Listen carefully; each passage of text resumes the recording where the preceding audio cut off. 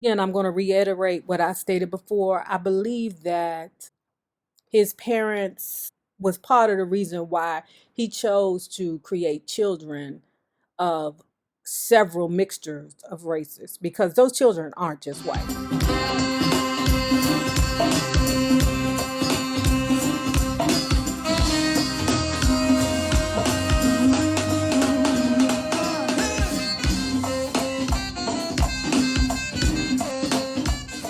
Well, hello there, lovers. Hello there, Bellas. If you are not already a part of this book club, please hit the Patreon link below and or the join button here on the YouTube. And for a small monthly fee of $5, you babies, yes, you, I'm talking to you. Hey, you can be privy to all the shenanigans before the YouTube gets it, if the YouTube gets it. Now, let's continue talking about LaToya Jackson.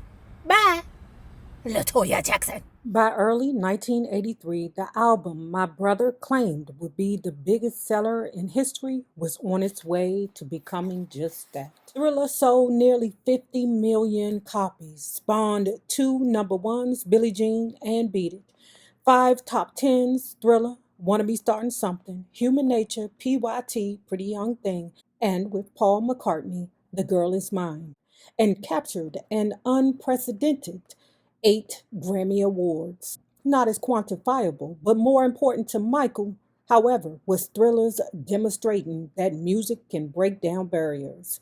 He had predicted, I'm going to make sure that people of all colors accept me as an individual and say, this is Michael. I like his record. I don't care what color he is. But I wonder if that's part of the reason why he chose to have children that did not look like they had a specific color. When you first see them, you're first going to think white. But in actuality, his children don't look white. They look ethnic, like they could be Greek or Italian or Latino.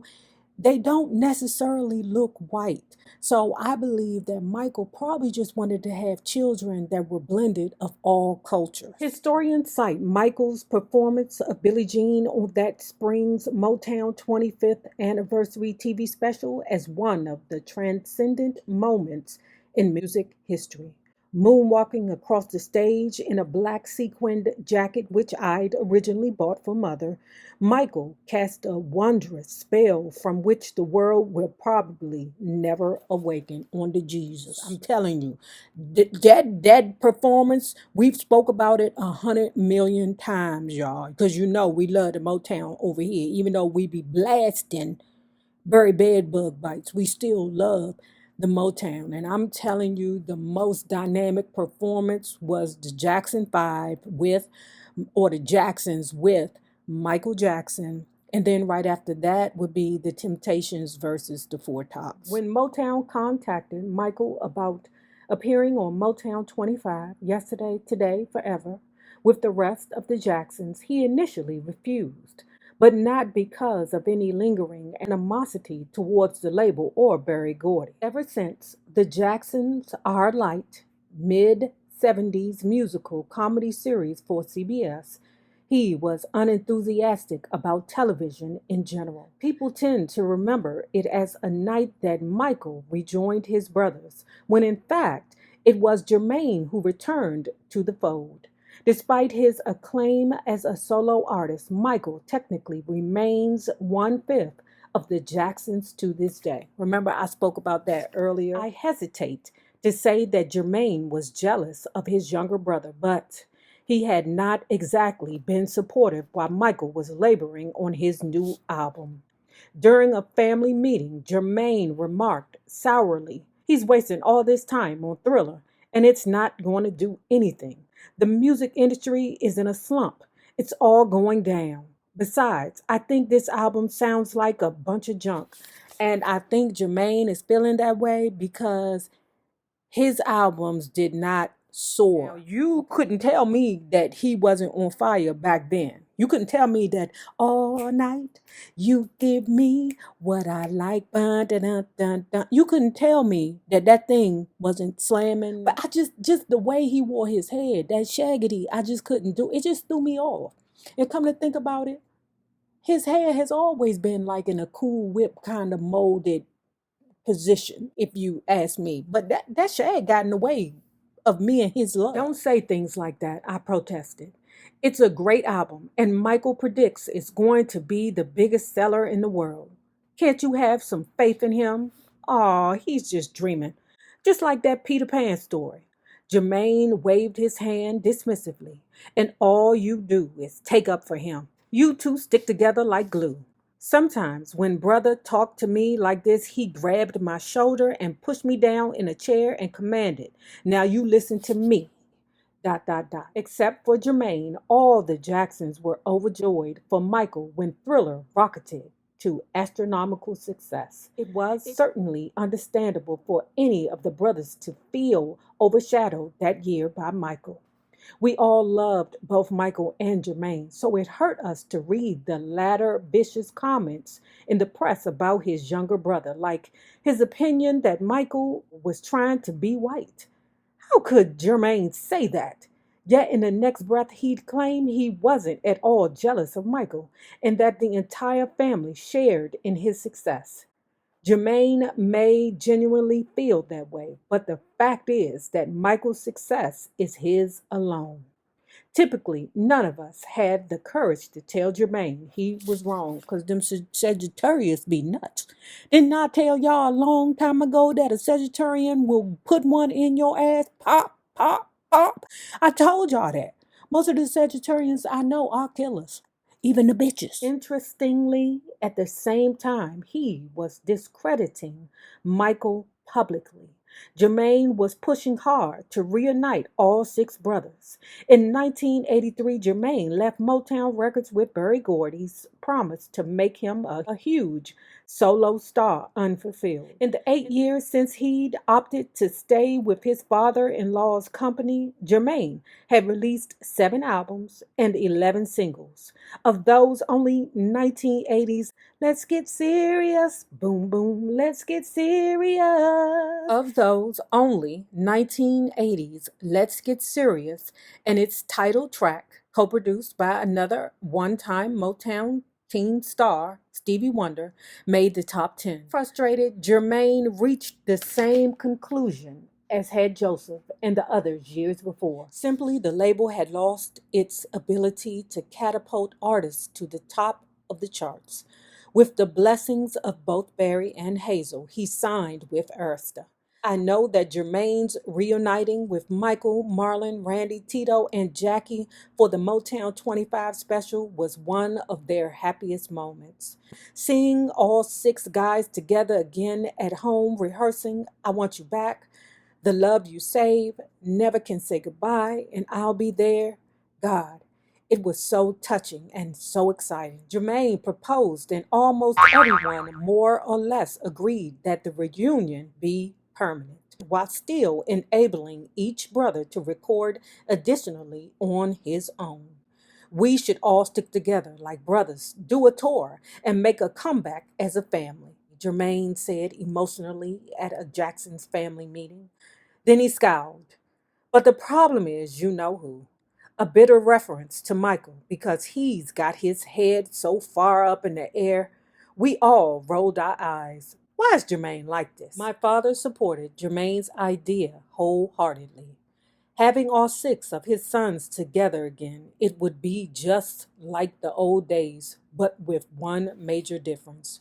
Joseph was no longer actively managing their careers and hadn't for a couple of years. From the beginning, he'd involved the guys in a number of bad deals, incurred needless lawsuits, alienated important industry people, and in general created more problems than he solved. For their own protection, my brothers finally confronted him and told him that from then on, he was manager in title only. Michael had been among the first to find fault with our father's handling of his career, complaining constantly.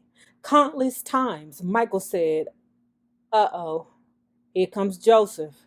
And I know he's going to ask me to do something I don't want to do. I hate going through this." When I'd laugh and ask him if he weren't overreacting, Michael replied, "You'll see someday, Latoya." In early 1983, Michael and the others officially fired Joseph and Wisner Demon, leaving our father shocked, hurt, and angry that he'd be deprived of his percentage of their earnings. For the first time, Joe Jackson wasn't calling all the shots, as he liked to say, and he was at a loss. He still managed Janet and me and had a client list of other acts, most of whom you've never heard of. It wasn't the same. When word of his firing reached the press, my father reacted as if it weren't true. He was widely quoted as saying, "There are a lot of leeches trying to break up the group. A lot of people are whispering in Michael's ear, but we know who they are. They're only in it for the money. I was there before it started, and I'll be there after it ends." Joseph told reporters that he'd signed the guys to Wisner demand because there was a time when I felt I needed white help in dealing with the corporate structure at CBS and thought they'd be able to help, but they never gave me the respect you could expect from a business partner. We were all shocked and embarrassed by Joseph's racist comments. Michael stating publicly, "I happen to be colorblind.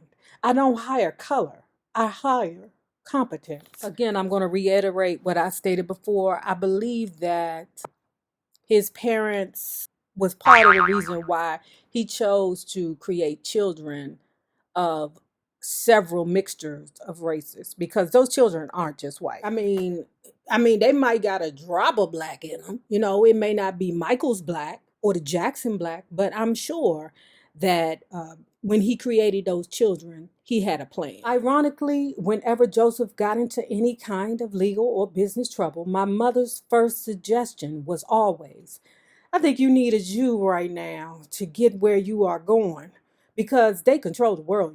Oh, I say the same thing about gays, y'all.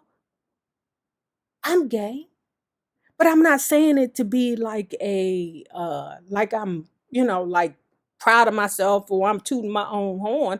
I'm saying it because that's what I feel. And I believe that she was saying it because that's what she felt was true. But I don't know. I don't think she did it with a mean spirit. I think that's just what she felt was true. Janet. Now, this is when she going to throw poor Janet under the bus.